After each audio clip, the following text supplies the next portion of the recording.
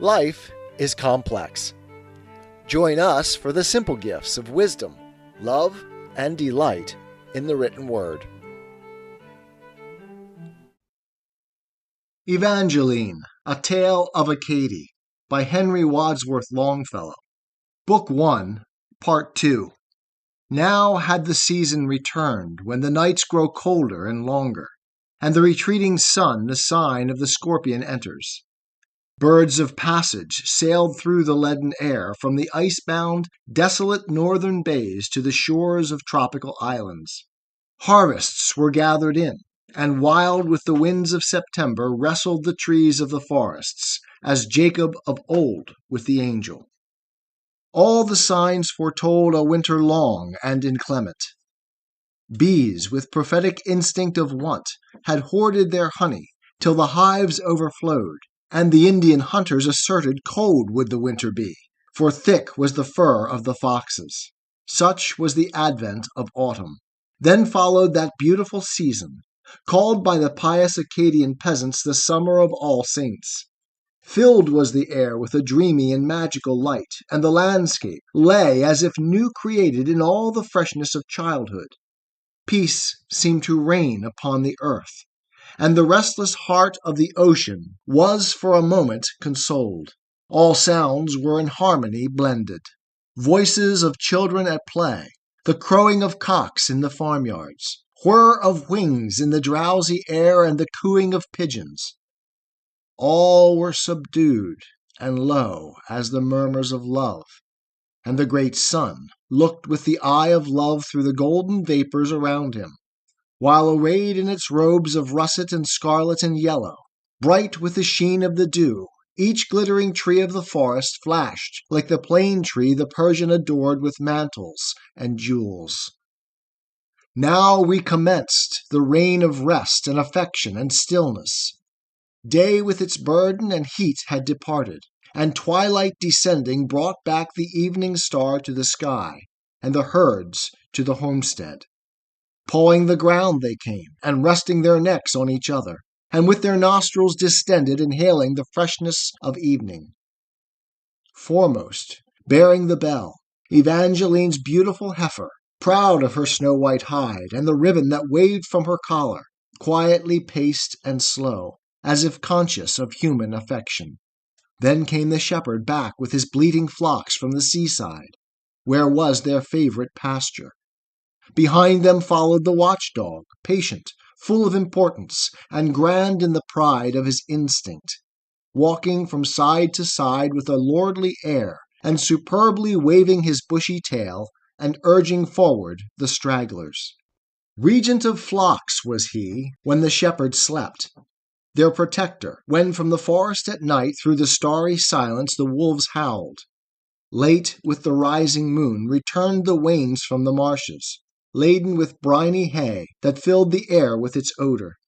Cheerily neighed the steeds, with dew on their manes and their fetlocks, while aloft on their shoulders the wooden and ponderous saddles, painted with brilliant dyes, and adorned with tassels of crimson, nodded in bright array like hollyhocks heavy with blossoms. Patiently stood the cows meanwhile, and yielded their udders unto the milkmaid's hand, whilst loud and in regular cadence into the sounding pails the foaming streamlets descended. Lowing of cattle and peals of laughter were heard in the farmyard, echoed back by the barns. Anon they sank into stillness. Heavily closed with a jarring sound the valves of the barn doors, rattled the wooden bars, and all for a season was silent. Indoors, warm by the wide-mouthed fireplace, idly the farmer sat in his elbow chair, and watched how the flames and the smoke wreaths struggled together like foes in a burning city. Behind him, nodding and mocking along the wall, with gestures fantastic, darted his own huge shadow, and vanished away into darkness. Faces, clumsily carved in oak on the back of his armchair, laughed in the flickering light, and the pewter plates on the dresser caught and reflected the flame, as shields of armies the sunshine. Fragments of song the old man sang, and carols of Christmas, such as at home, in the olden time, His fathers before him sang in their Norman orchards and bright Burgundian vineyards. Close at her father's side was the gentle Evangeline seated, spinning flax for the loom that stood in the corner behind her. Silent awhile were its treadles, at rest was its diligent shuttle, while the monotonous drone of the wheel, like the drone of a bagpipe, followed the old man's song, and united the fragments together. As in a church, when the chant of the choir at intervals ceases, footfalls are heard in the aisles, or words of the priest at the altar, so, in each pause of the song, with measured motion the clock clicked. Thus as they sat, there were footsteps heard, and suddenly lifted sounded the wooden latch, and the door swung back on its hinges. Benedict knew by the hobnailed shoes it was Basil the blacksmith, and by her beating heart Evangeline knew who was with him. "Welcome," the farmer exclaimed, as their footsteps paused on the threshold. "Welcome, Basil, my friend. Come take thy place at the settle, close by the chimney-side, which is always empty without thee. Take from the shelf overhead thy pipe and the box of tobacco. Never so much thyself art thou as when through the curling smoke of the pipe or the forge thy friendly and jovial face gleams round and red as the harvest moon through the mist of the marshes." Then with a smile of content, thus answered Basil the blacksmith, taking with easy air the accustomed seat by the fireside. "Benedict Bellefontaine, thou hast ever thy jest and thy ballad. Ever in cheerfullest mood art thou, when others are filled with gloomy forebodings of ill, and see only ruin before them. Happy art thou, as if every day thou hadst picked up a horseshoe." Pausing a moment to take the pipe that Evangeline brought him. "4 days now are past since the English ships at their anchors ride in the Gaspereau's mouth with their cannon pointed against us. What their design may be is unknown, but all are commanded on the morrow to meet in the church, where His Majesty's mandate will be proclaimed as law in the land. Alas, in the meantime many surmises of evil alarm the hearts of the people." Then made answer the farmer, "Perhaps some friendlier purpose brings these ships to our shores. Perhaps the harvests in England, by untimely rains or untimelier heat, have been blighted, and from our bursting barns they would feed their cattle and children." "Not so thinketh the folk in the village," said warmly the blacksmith, shaking his head as in doubt. Then heaving a sigh, he continued, "Louisbourg is not forgotten, nor Beauséjour, nor Port Royal. Many already have fled to the forest, and lurk on its outskirts, waiting with anxious hearts the dubious fate of tomorrow. Arms have been taken from us, and warlike weapons of all kinds. Nothing is left but the blacksmith's sledge and the scythe of the mower." Then with a pleasant smile made answer the jovial farmer, "Safer are we unarmed, in the midst of our flocks and our cornfields. Safer within these peaceful dikes, besieged by the ocean, than our fathers in forts, besieged by the enemy's cannon. Fear no evil, my friend, and tonight may no shadow of sorrow fall on this house and hearth. For this is the night of the contract. Built are the house and the barn. The merry lads of the village strongly have built them and well, and breaking the glebe round about them, filled the barn with hay, and the house with food for a 12-month. René Leblanc will be here anon, with his papers and inkhorn. Shall we not then be glad, and rejoice in the joy of our children?" As apart by the window she stood, with her hand in her lover's. Blushing, Evangeline heard the words that her father had spoken, and as they died on his lips, the worthy notary entered. Part 3. Bent like a laboring oar that toils in the surf of the ocean, bent but not broken by age, was the form of the notary public. Shocks of yellow hair, like the silken floss of the maize, hung over his shoulders. His forehead was high, and glasses with horn bows sat astride on his nose, with a look of wisdom supernal. Father of 20 children was he, and more than 100 children's children rode on his knee, and heard his great watch tick. 4 long years in the times of the war had he languished a captive, suffering much in an old French fort as the friend of the English. Now, though warier grown, without all guile or suspicion, ripe in wisdom was he, but patient and simple and childlike. He was beloved by all, and most of all by the children, for he told them tales of the loup-garou in the forest, and of the goblin that came in the night to water the horses, and of the white Letiche, the ghost of a child who unchristened died, and was doomed to haunt unseen the chambers of children, and how on Christmas Eve the oxen talked in the stable, and how the fever was cured by a spider shut up in a nutshell, and of the marvelous powers of 4-leaved clover and horseshoes, with whatsoever else was writ in the lore of the village. Then uprose from his seat by the fireside Basil the blacksmith, knocked from his pipe the ashes, and slowly extending his right hand, "Father Leblanc," he exclaimed, "thou hast heard the talk in the village, and, perchance, canst tell us some news of these ships and their errand." Then with modest demeanour made answer the notary public, "Gossip enough have I heard, in sooth, yet am never the wiser, and what their errand may be I know not better than others. Yet am I not of those who imagine some evil intention brings them here, for we are at peace, and why then molest us?" "God's name!" shouted the hasty and somewhat irascible blacksmith.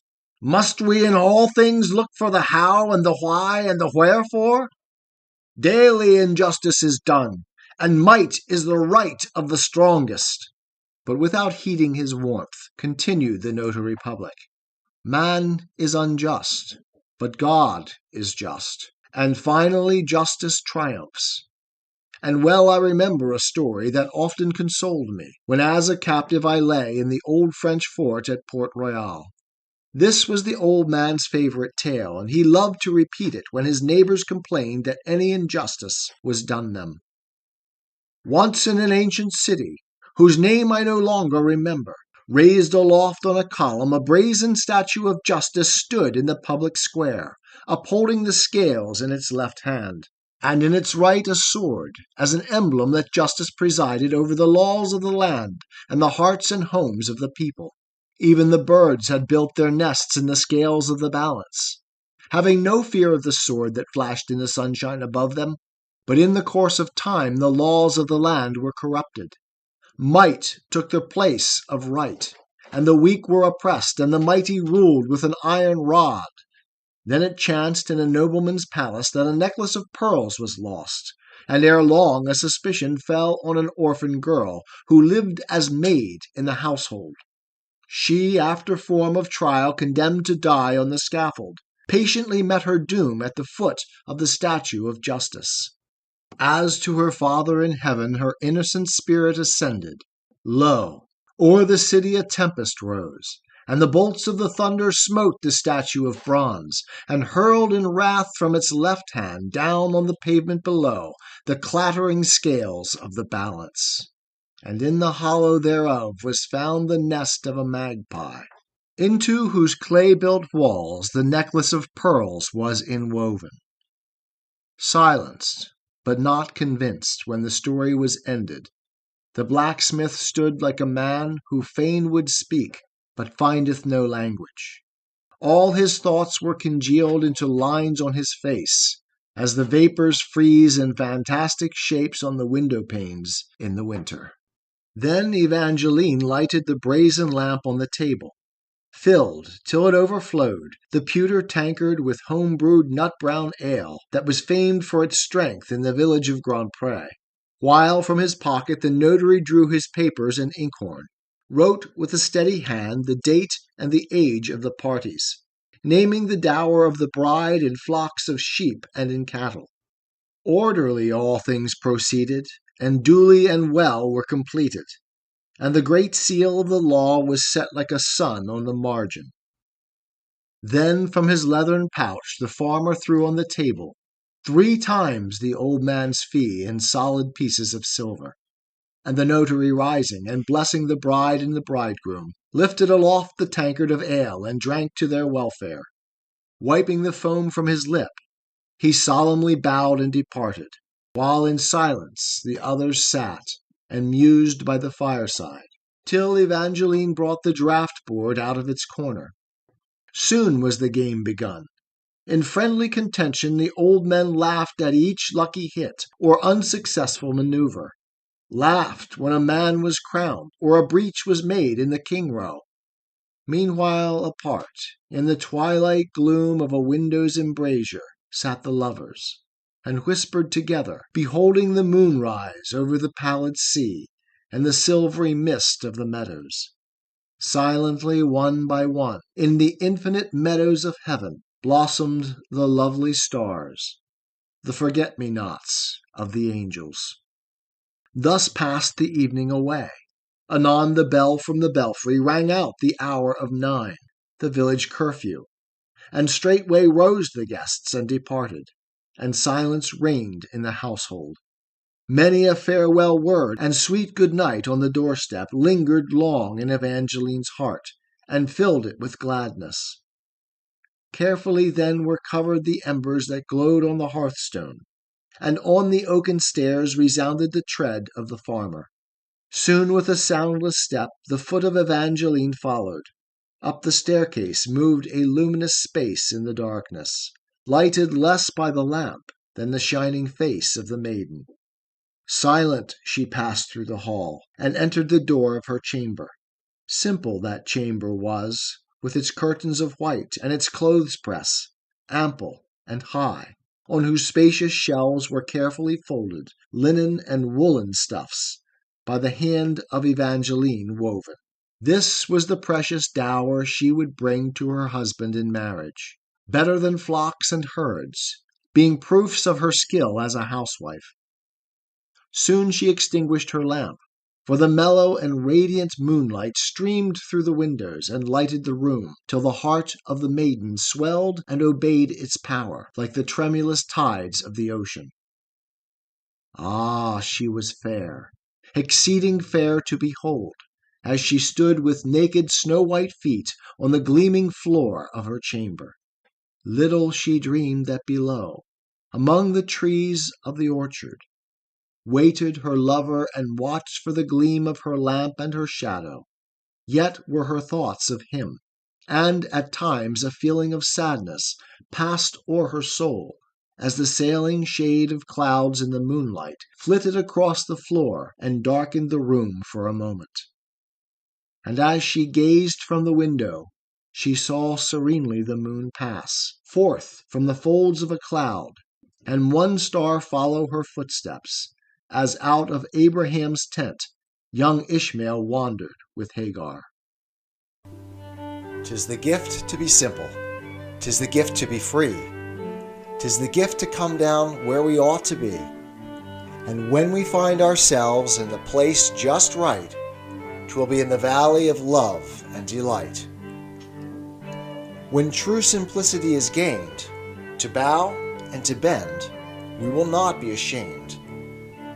To turn will be our delight, till by turning, we come round right.